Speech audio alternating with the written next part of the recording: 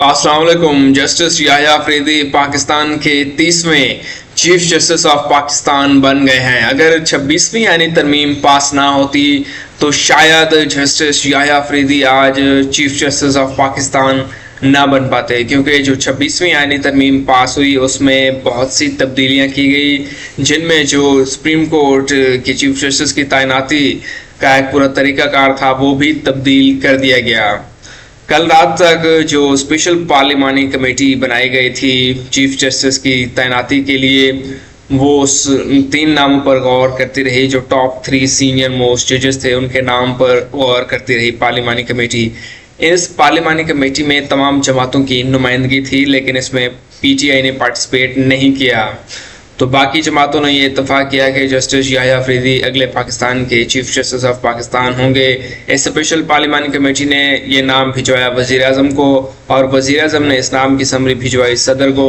सदर के दस्तखत के बाद अब justice Yahya Afridi chief justice of Pakistan बन चुके हैं। अगर 26वें यानी तरमीम पास ना होती तो जस्टिस मंसूर अली शाह आज पाकिस्तान के टॉप जज होते, चीफ जस्टिस ऑफ पाकिस्तान होते, क्योंकि पहले जो तरीकाकार था उसके मुताबिक जो सीनियर मोस्ट जज था वही चीफ जस्टिस ऑफ पाकिस्तान बनता, क्योंकि काजी फायज साहब रिटायर हो रहे हैं तो उसके बाद मंसूर अली शाह ही सीनियर मोस्ट जज थे। लेकिन अब 26वें यानी तरमीम के बाद 3 जो बड़े जज थे सीनियर मोस्ट सुप्रीम कोर्ट के, उनमें से एक नाम पर गौर किया गया और उसको अब चीफ जस्टिस ऑफ पाकिस्तान बना दिया गया है।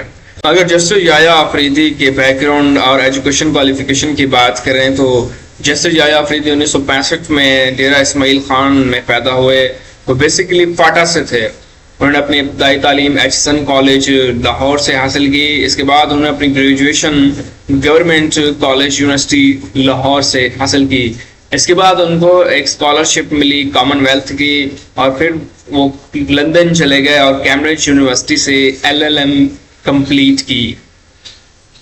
फिर दोबारा पाकिस्तान वो लौटे और पेशावर से अपनी प्रैक्टिस जारी कर दी। वहाँ पर जो लॉ कॉलेज था यूनिवर्सिटी ऑफ पेशावर में, वहाँ पर इंटरनेशनल लॉ पढ़ाते रहे, लेबर लॉ, एडमिनिस्ट्रेटिव लॉ पढ़ाते रहे, उस चीज़ की प्रैक्टिस करते रहे। 1990 में वो पेशावर हाई कोर्ट के वकील बने। फिर तरक्की करते हुए 2004 में वो सुप्रीम कोर्ट ऑफ पाकिस्तान के वकील बने। उसके बाद उन्होंने काम जारी रखा और 2004 के बाद वो assistant advocate general of Khyber Pakhtunkhwa के वो असिस्टेंट एडवोकेट जनरल बन गए, और बाद में वो as a federal council of government of Pakistan बने।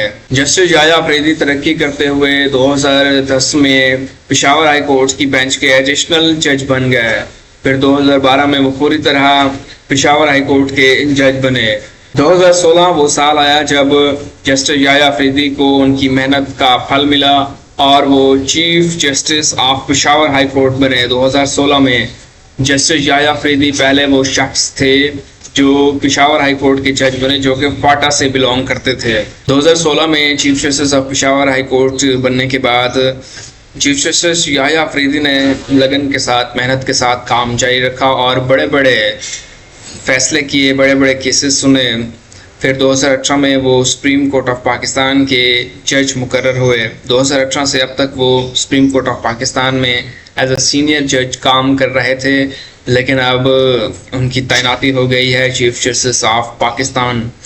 ये तो अब डिपेंड करता है कि वो मुस्तकबिल में किस तरह के फ़ैसले करेंगे, और पहले जो इनकी एक लेगेसी रही है उसको वो बरकरार रख पाते हैं या नहीं, ये तो टाइम ही डिसाइड करेगा।